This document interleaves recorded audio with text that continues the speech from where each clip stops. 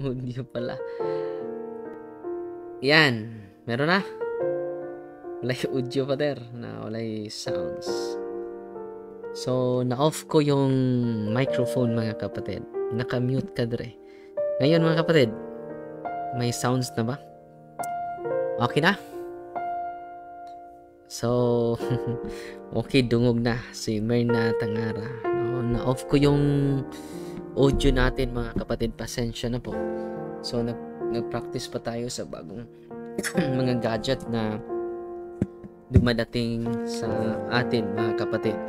So, malakas na. Malinaw na malinaw. Si Cecil Nicanor Lambinay, good evening, Father. Salamat sa pagbisita sa Taguluan, Father. More blessing. Hinay lagit eh. Karon, okay na, Padre. Si Tufer Antek na. So, Bautista, si Ben Gamutan, mayong gabi, Father. Si Nico Adrian Jucom Villacorte sa Negros, San Carlos Negros Occidental. So, malinaw na malinaw po. So, meron akong monitor dito para marinig ko yung sarili ko. So, wow, kanindot sa studio o sa bangko. Thank you, Lord. So, galing ito ni Brother Elton Salimbahon na nag-share sa atin ng mini studio. Hindi pa na-on yung ating excuse muna. Lights natin.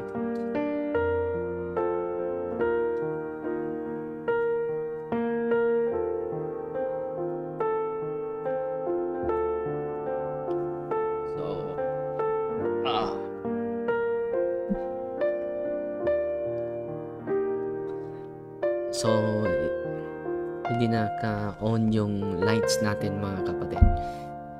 At salamat sa Diyos na naka-live na tayo at malinaw na malinaw ang ating boses.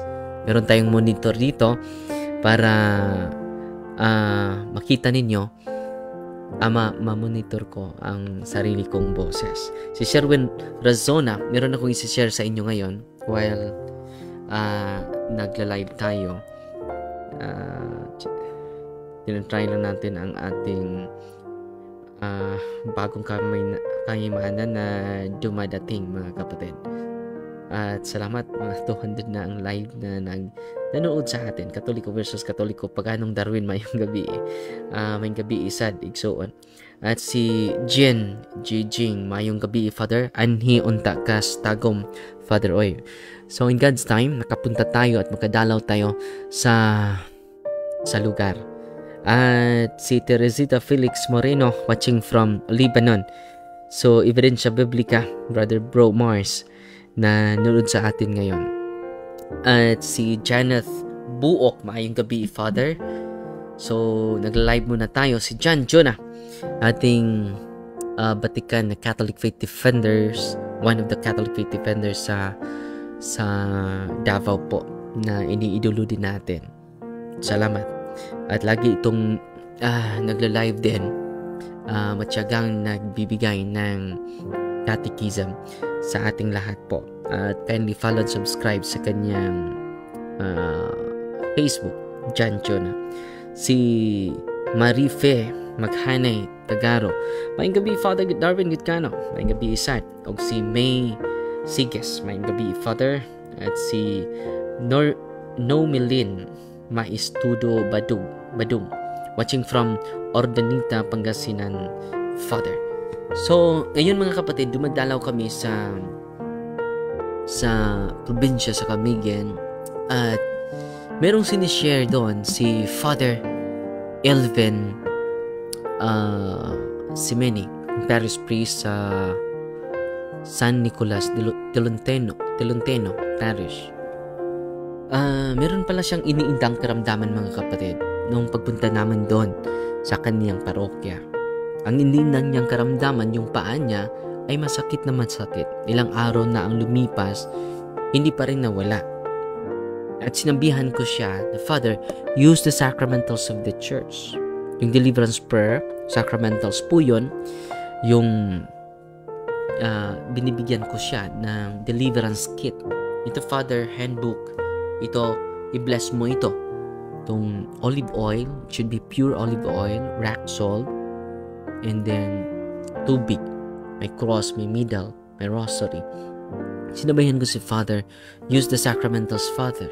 Kung meron kang iniindang karamdaman, kung purely oppression, even natural illness, kung pa yung tulot sa Diyos, gagaling yan using the sacramentals. And by appreciating the sacrament of healing, yan po ang paraan ni Kristo. Pero minsan, kadalasan, ay lack of appreciation tayong mga kaparian nito. At yan po ang masakit na katotohanan. So sa paglibot natin sa iba't ibang lugar, ay ini-empower natin yung mga kaparian. Ini-empower natin yung ang bayan ng Diyos. Ini-empower talaga natin. Dahil sa pamagitan nito, marami tayong matulungan. Dahil si Kristo po ay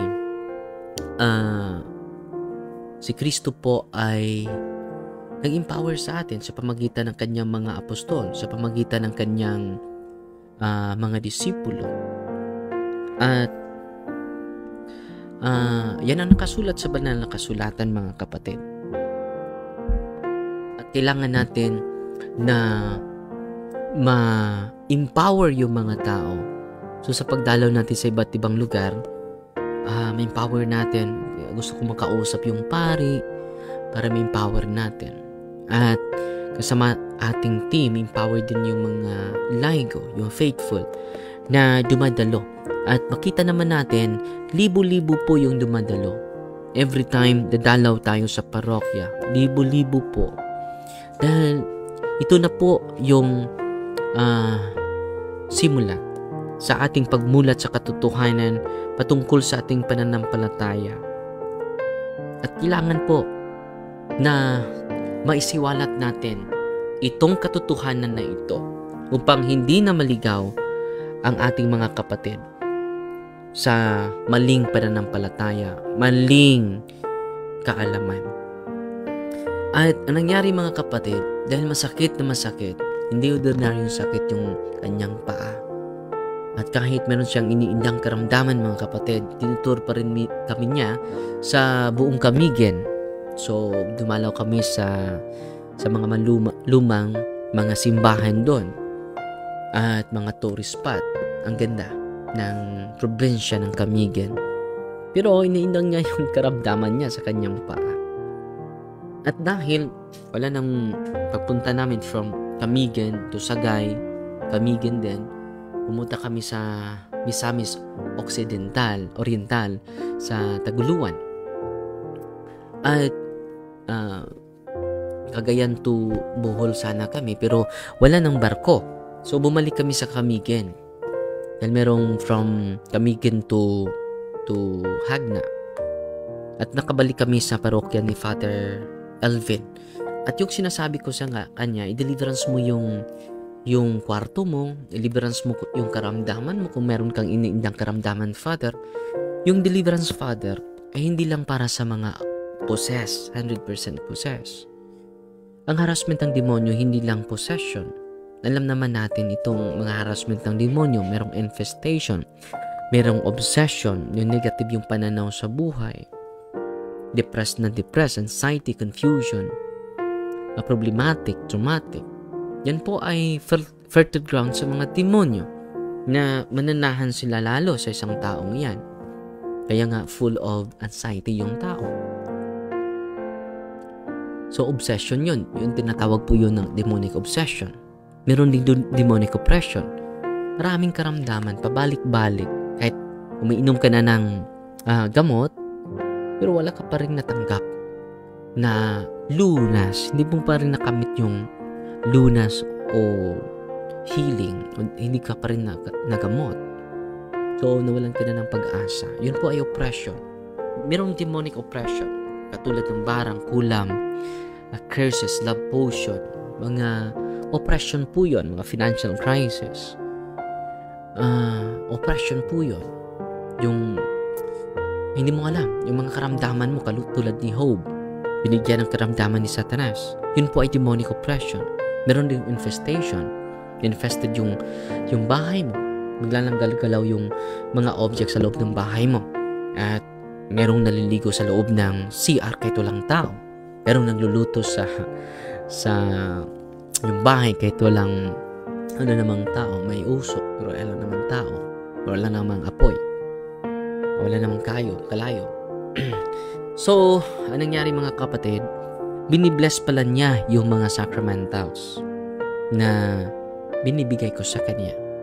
At sa pag-alis namin sa kanyang parokya, ginagawa niya yung sinasabi ko. Pwede mo i-deliverance yung bahay, yung kwarto mo, Father. Pwede mo i-deliverance yung kumbento. Ang graming mga sakit, iba't ibang karamdaman, gagaling talaga, Father. Hindi naman lahat dahil meron naman natural illness. Ano ba yung gagawin natin kapag natural yung sakit natin? Punta tayo sa doktor. Let us listen. Follow their medical advice, mga kapatid. Ang nangyari mga kapatid, ito ang nangyari mga kapatid. Diniliverance na niya yung kanyang kumbento, yung kwarto niya. At milagro mga kapatid, completely healed siya po. Kinaumagahan, completely healed po siya. Siya gusto na niya mag-bike kahit nung isang araw gusto niya mag-bike pero hindi niya kaya. Pero ngayon, kaya niya. Gusto na niyang mag-bike, sasakay ng bisikleta, pero umuulan, no? So, hindi natuloy. At sabi niya sa akin, Father, grabe, no? Amazing talaga. Sana ma-empower ang lahat ng kaparian nito. Kung mamulat yung mga kaparian nito, sabi niya, Father, kumagaling talaga ako. Amazing. Sabi niya sa akin, wow, amazing. Yan ang narinig ko sa kanya. At meron pa siyang suggestion kung ipahintulot daw. One of these days, i-invite ako sa buong kaparian to share my experiences, to share the official teachings of the church, and to empower the priests, the presbyterium, their diocese. Yung Camiguin pala ay sakop sa Archdiocese of Cagayan de Oro kay Archbishop Jose Cabantan. So, yan po ang experience ni Father Elvin Simene, ang parish priest sa San Nicolas de Tolentino Parish sa Mambahaw, Camiguin. So ang sarap na doon. Yung lansones nila, ang sarap. No? Salamat sa mga nagbigay at nagpadala ng lansones, no? O si Brother Fermin, kumusta na po kayo dyan sa Bantayan, sa Madridijos sa Bantayan Island. So yung team natin din with Father Jimmy. Salamat Father Jimmy sa pag-empower sa deliverance team dyan. At si Father Ariston Dimocon, nanood sa atin, classmate po ito ni Bishop Alberto Uy, nating mahal na obispo sa Diocese of Tagbilaran po. Si Emmanuel Lumibaw, ating Catholic Faith Defender dun sa Luzon. Si Ate Karen Timbal na nanood sa atin. Si Kuya Abraham, no? Si Biboy ating driver. At si Ate Sandra Tan Ladeon. Very, si ate, very accommodating kapag nandyan tayo sa Cebu. Siya ang laging sumusundo sa atin. At si Ate Maymay Morales, nanonood, ang Miss Lila. At si Ate Lorlene Mihorada, nanonood din sa atin. Si Sister Andrisa Tandog, nanood din sa atin. Salamat sa inyong walang humpay na panonood sa ating 3 beses tayo nag-live ngayon. Salamat sa Diyos na meron tayong pagkakataon dahil last week wala tayong oras. Wala tayong yung signal natin na hindi maganda. Si Belle Absbon, thanks Father, nakita kita personal sa Taguluan. Sana nakakaanhin ka sa Hingog City. So, ang daming mga tao doon sa Taguluan. Mga 6,000, 5,000 to 6,000 daw yon yung mga tao. Punong-puno po. Nakita niyo man naman sa video. Punong-puno po.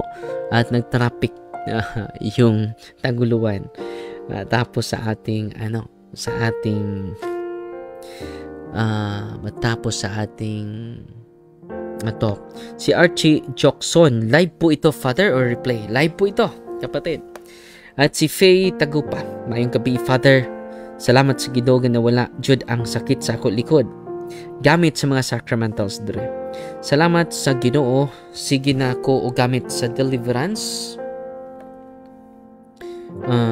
prayer o sacramental nya ginablessingan ni Modre. So, salamat Sister Fe. So merong testimonya si Sister Fe, tagupa dito yung sakit sa likod niya gamit ang mga sacramentals. So kung ma-empower at makatikais yung mga pari natin, wala namang kaming may ibigay sa inyo kundi yung pag-bless ng mga sacramentals ninyo. So they will be inspired in blessing sacramentals, and then hindi natin itatanggi sa kanila dahil ito lang ang maibigay namin sa inyo. At yung catechism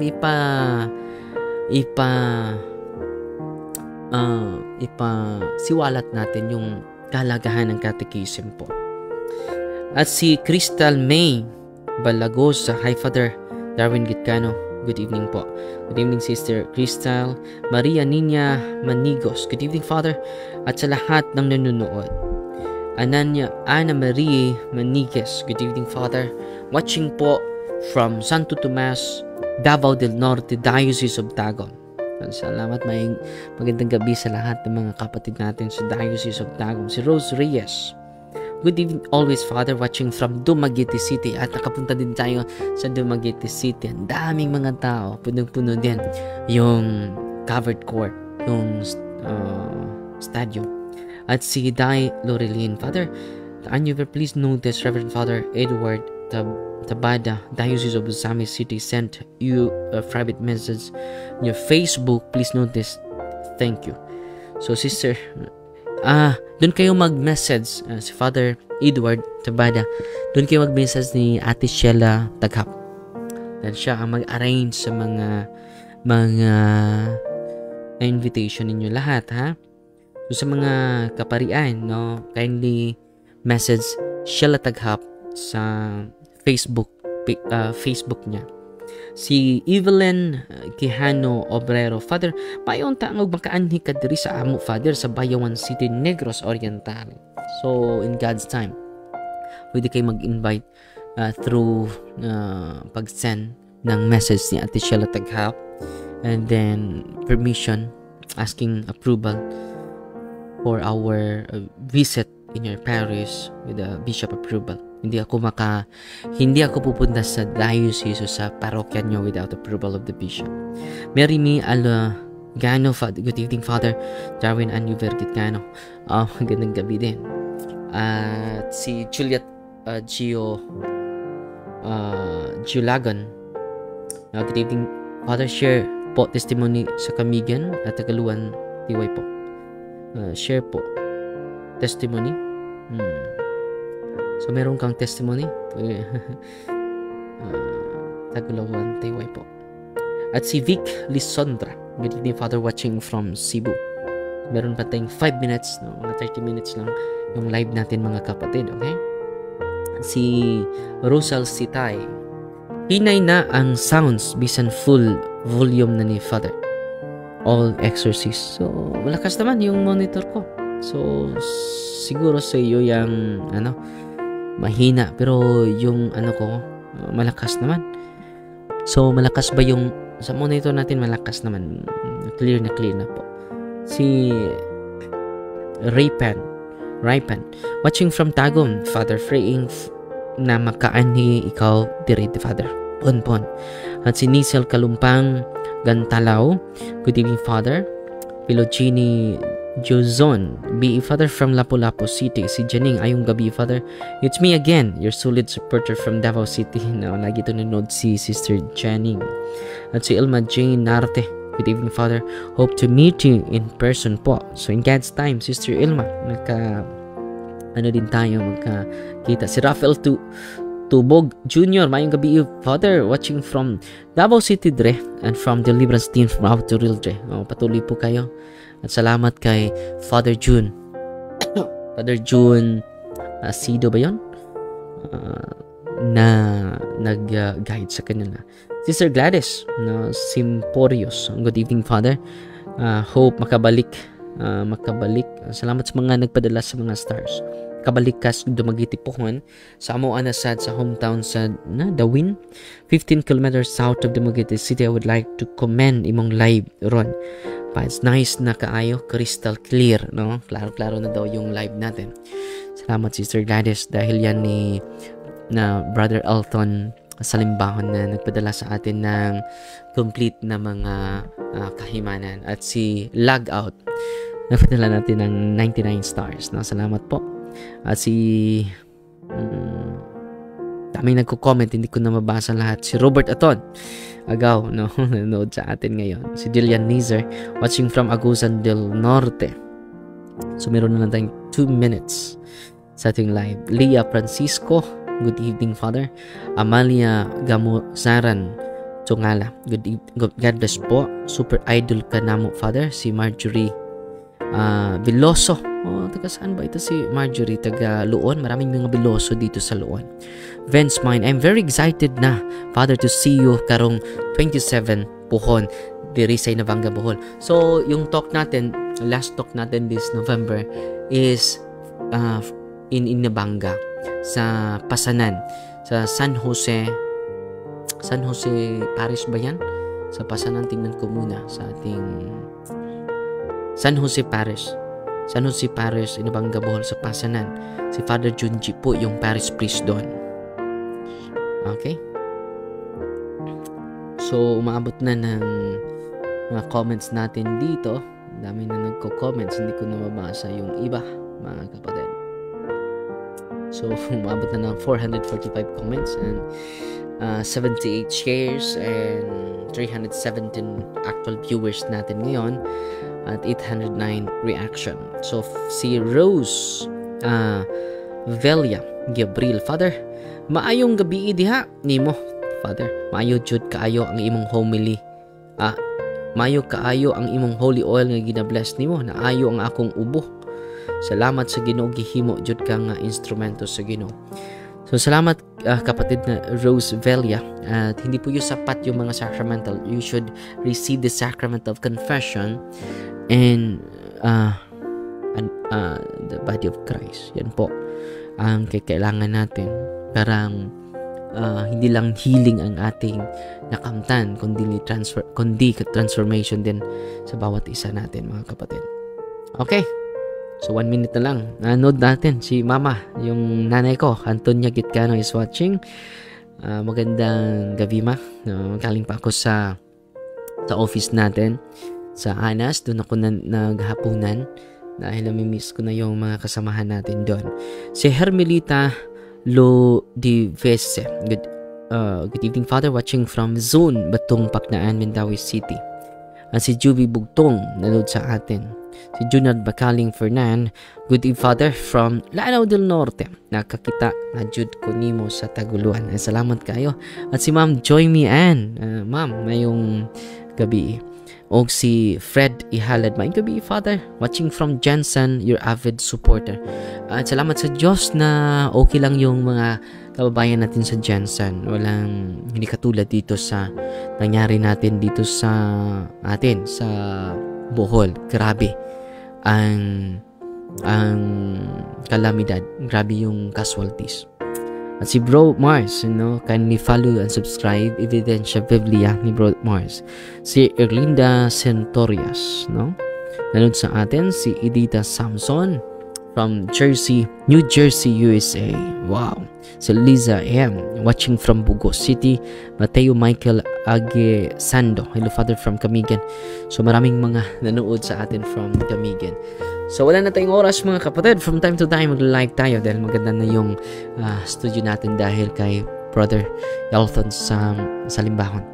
So Fainti Maria at Axel TV, The Humble Heart po. God bless at good night. Mag-prepare na tayo for our evening prayer.